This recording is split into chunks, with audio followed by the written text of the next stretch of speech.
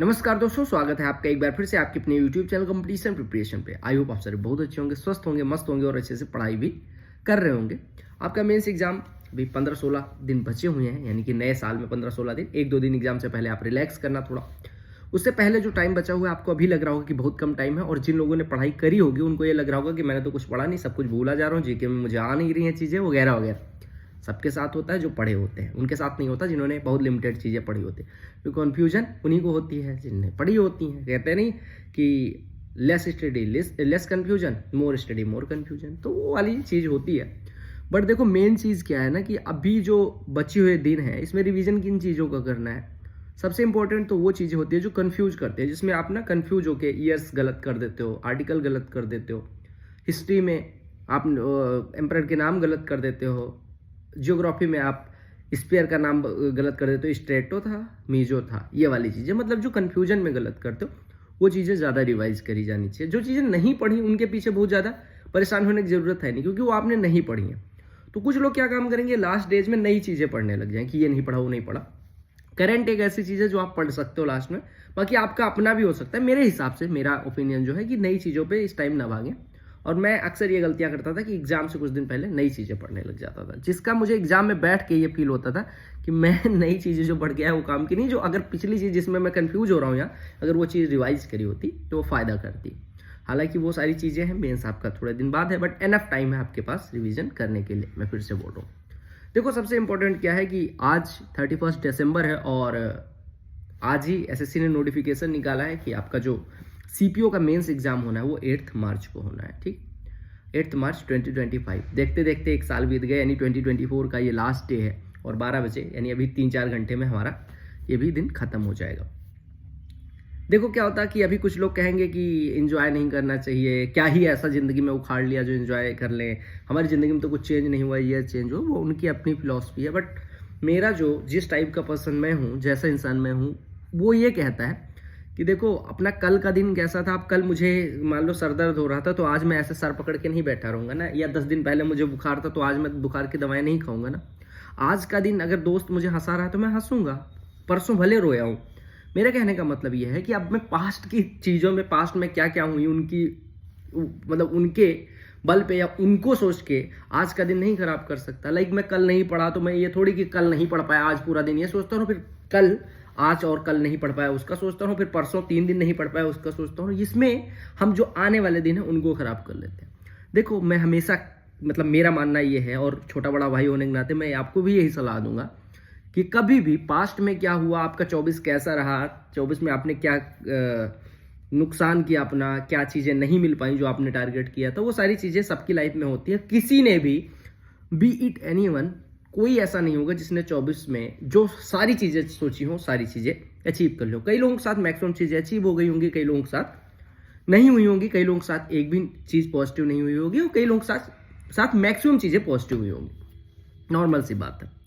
But जो अभी तक हुआ उसके बेसिस पे हम 25 को नहीं जज कर सकते, यानी 2025 जो आने वाला है। मेरे हिसाब से अगर आप कुछ लोग पूछते हैं कि हमारी ज़िंदगी में ऐसा क्या हो गया कि हम खुश रह के बहुत खुशियां मनाएं, अरे तो तुम दुख मना के भी क्या करोगे, दुख मना के क्या चेंज कर लोगे। तो मेरे हिसाब से हमेशा 2 चीज़ें फॉलो करो। एक, थैंकफुल रहो जो आपके साथ हुआ है, यानी 2024 कैसा भी रहा है आप उसका थैंकफुल रहो, भगवान का, ईश्वर का, प्रभु श्री राम का थैंकफुल हमेशा ऐसे रहो कि शुक्रगुजार रहो कि भाई कम से कम सब कुछ ठीक है। आप इस कंडीशन में हो कि आप ये सोच पा रहे हो कि 24 में हमारे साथ गलत हुआ। बहुत सारे लोगों के साथ ऐसे ऐसे चीज़ें हो जाती हैं।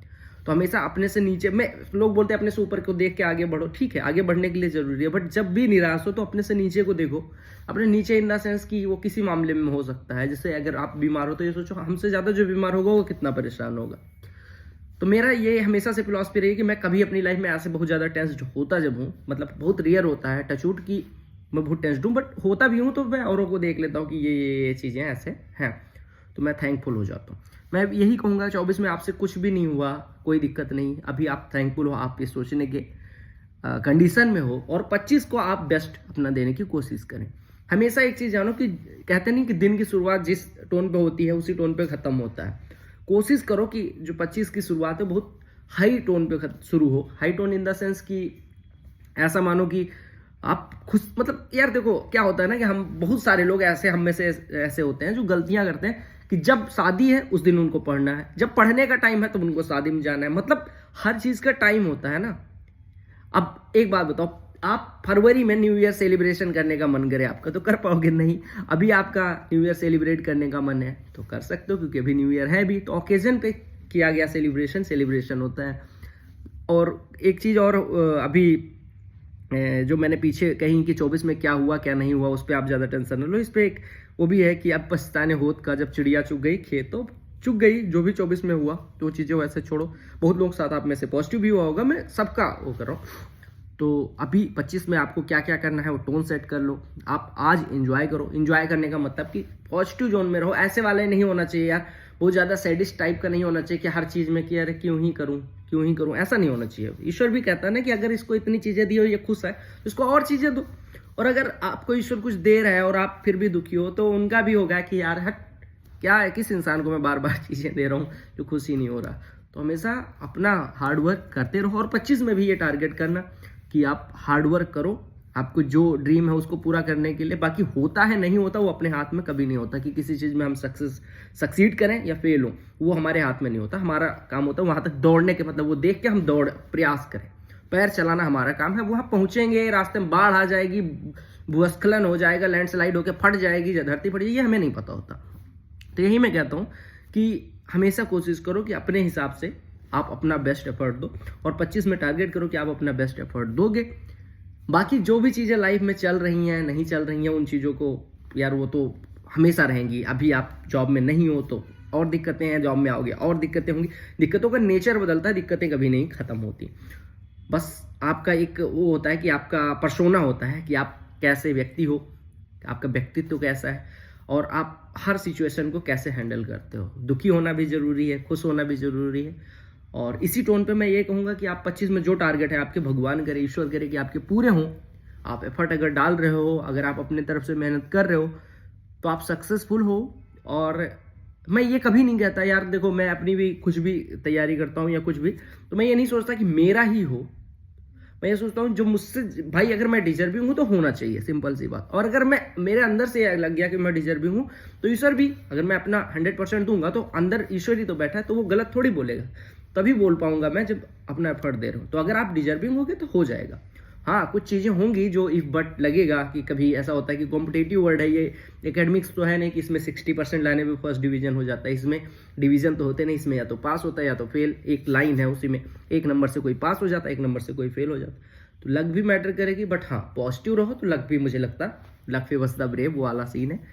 बाकी आज का दिन मैं 24 में, मतलब मेरा जो पर्सनल एक्सपीरियंस रहा बहुत अच्छा रहा। टचवुड मतलब अच्छा ही रहता है मेरा। मैं ज़्यादा सोच भी नहीं पाता कि पूरा क्या क्या हुआ, तो इसलिए मुझे लगता है कि मैं जहाँ तक सोच पा रहा हूँ कि बहुत अच्छा रहा है। और कई दिन ऐसे हैं जो बहुत डाउन भी फील किया है मैंने, और कई दिन रहे जो बहुत अच्छा भी फील किया है। तो होता है यार, सबकी लाइफ में होता है और आपकी लाइफ में भी हुआ होगा। बट उसके बेसिस पे हम ये नहीं कह सकते कि नया साल हमारा क्यों मनाए क्यों ना मनाए। हमेशा थैंकफुल रहो, पॉजिटिव रहो। बाकी चीज़ें तो होंगी ही होंगी यार, अब आज नहीं तो कल होंगी। और जरूरी थोड़ी कि नौकरी में ही, अभी तो आप नौकरी की तैयारी कर रहे हो तो हम नौकरी पैसे की बात कर रहे हैं। अगर आप किसी और चीज़ में, कई सारे मेरे दोस्त हैं जो पढ़ने में उतने अच्छे नहीं थे और बहुत अच्छा कर रहे हैं, है ना, और वो करते भी है यार। आप में से बहुत सारे लोग जॉब में नहीं आओगे लेकिन जहाँ भी रहोगे वहाँ बहुत अच्छा करोगे, तो होता है। बाकी आज का दिन है, एंजॉय करो जहाँ भी हो। अपने फैमिली के साथ हो तो फैमिली के साथ एंजॉय करो, अगर मतलब दोस्तों के साथ हो, बाहर रह रहे हो तो वहाँ पे एंजॉय करो। 2-4 घंटे दो, यानी कि अपने आप को ऐसा करके बैठो, कल जब अगला 1 जनवरी आए तो आपके पास ऐसा होना चाहिए कि हाँ भाई मैंने खुल के एंजॉय कर लिया, अब 2 जनवरी से मुझे पढ़ना है, या 1 जनवरी को ही आज मैंने 4 घंटे में एंजॉय कर लिया। और आपका दिमाग कहने लग जाए कि अब आप पढ़ने बैठ जाओ। तो ऐसे एंजॉय करके, अब ऐसे थोड़ी कि मशीन थोड़ी हो यार, मशीन की भी ग्रीसिंग इवन करनी पड़ती है, बट आप मशीन हो भी नहीं कि आपको 44 घंटे लगातार ऐसे मैंने स्विच चाबी भर दी और आप 44 घंटे काम करते रहोगे। तो कभी कभी अपने टाइम को, अपने दिमाग को, अपने शरीर को भी रिलैक्स करा करो और पॉजिटिव रहो। बस इस वीडियो को बनाने का सार कोई ऐसा, मतलब मैं बहुत फिलोसफर नहीं बनना चाहता, मैं ये बताना चाहता हूँ जो मेरे 27 साल की लाइफ का एक्सपीरियंस है कि, या मैंने औरों से सुना है कि जिस टाइप का आपका पर्सोना होगा लाइफ में, जो चीज़ें आकर होंगी, मतलब जो भी नियर बाई फ्यूचर में अकरेंस होगी जिन चीज़ों की, वो बहुत उसी टाइप की होंगी जिस टाइप का आपका पर्सोना है। तो wish you all very happy new year. और जिन लोगों को लगता भी नया वर्ष नहीं आया, ऐसे भी कुछ लोग होंगे जो कहेंगे नहीं नहीं मैं तो वो मनाऊँ, तो आप तब सबके लिए आपकी हैप्पी न्यू ईयर। बट मैं तो हमेशा ढूंढता रहता हूँ कि कोई खुशी मिल जाए, किसी का बर्थडे मिल जाए, मैं खुश हो जाता हूँ कि चलो यार थोड़ा इसी बहाने खुश हो लिए। तो दोनों चीज़ें देखनी जरूरी हैं। आप बहुत डिसिप्लिन भी रहो, लेकिन कभी कभी इनडिसिप्लिन जो होता है वो भी आपके लिए काफ़ी फायदेमंद होता है। तो बीइंग मतलब एडोलसेंस आपका चल रहा है यार, अभी आप एडल्ट हो और मतलब मेरे हिसाब से सब कुछ इस लायक हो गए हो, इस एज में आ गए हो कि सब कुछ समझ में आ रही होंगी चीज़ें। बाकी आप में से 90% मुझसे ज़्यादा विद्वान हो और बुद्धिमान हो, और 10% ऐसे हो जो मेरे लेवल या मुझसे 1-8% ज़्यादा ही होगे। तो मुझे ये नहीं कहना है आपसे कि आप यही करो, आपका अपना ओपिनियन भी हो सकता है, बट मेरे हिसाब से एक चीज़ मेरा कहना मानना कि पॉजिटिव रहना। 2025 आपका बहुत अच्छा होगा और अच्छा रहे। मतलब मैं आपको कंसोल करने के लिए नहीं कह रहा हूँ कि आपका बहुत अच्छा होगा। अगर आप पॉजिटिव रहोगे तो पॉजिटिव रिजल्ट ही आएंगे। निगेटिव व्यक्तियों के साथ कभी पॉजिटिव घटनाएं नहीं होती, मेरे कहने का मतलब ये है। तो आप सभी को, आपकी फैमिली को, सबको बहुत बहुत बहुत शुभकामनाएं इस हैप्पी न्यू ईयर। और 25 में एक पोस्ट ले लेना, और क्या। बाकी चैनल पे तो हम आते रहेंगे जब भी टाइम मिलेगा। अभी थोड़ा व्यस्तता चल रही है, मैं बहुत खुश हूँ व्यस्तता को लेके। जब फ्री होता हूँ तब भी बहुत खुश होता हूँ, तो फिर करेंगे कुछ ना कुछ काम। बाकी आप में से 99% मुझसे खुश हो, 1% नहीं भी खुश हो, उनको भी हैप्पी न्यू ईयर। कोई मैं ओपिनियन सेल करने नहीं आया हूँ कि ये सेल लगी है, ये मेरी ओपिनियन थी जो इम्पोज नहीं कर रहा, आपको कुछ बताना चाह रहा था। तो मैं फिर से कहूँगा आप सभी को बहुत बहुत शुभकामनाएं नव वर्ष की, और wish you all very happy new year. Bye bye.